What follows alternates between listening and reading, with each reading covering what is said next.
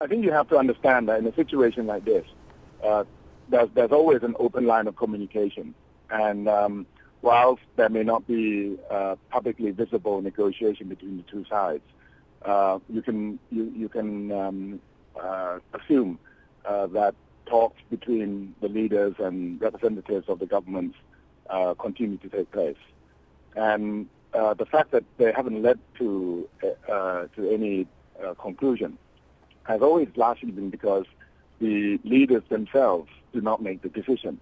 It's quite clear, subsequent to the roadmap offer by the government over 2 weeks ago now of an early election, that at first the leaders had all agreed to the proposition until there was intervention from overseas by the ex-Prime Minister, which prevented an agreement being reached. A real tragedy, because I think we would all be able to see everybody effectively getting what they needed in order to bring Thailand back to peace by now. What are the thoughts of the current Thai Prime Minister on this? I understand you know him well. Correct me if I'm wrong. You are close. Yep. What are his thoughts? Well, I know he's been besieged for months. His spirits are remarkably high given the circumstances. I think he's determined to see this through.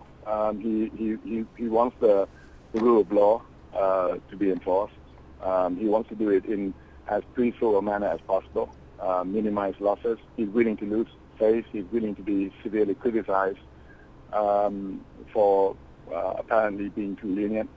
But I think he's determined to make sure that democracy wins the day. And I think his belief, essentially, is that whatever grievances you have does not justify this sort of activity whereby citizens and the country is held hostage. But how would the government deal with those grievances? Because what the protesters say is that it hasn't, that it's been deaf to the demands to provide more for the poor, to consider the country's poor, all of the things the protesters are talking about, that these things have not been addressed by the government. I think where we failed is the failure to communicate exactly what we have been doing over the past year and a half that we've been in office. We have provided an income guarantee scheme for farmers, for example, that revolutionized farmers' income.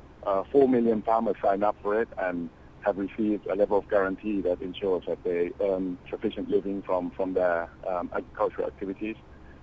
We've provided every Thai with free education. We provided pensions for old age pensioners who are not in the social security system. I mean, I can go on and on. The problem is, you're right, this message has hitherto not been received sufficiently at the rural level, and there is that perception, and I won't argue with you about it, that the government maybe hasn't yet done enough for the rural poor. But the truth is something different.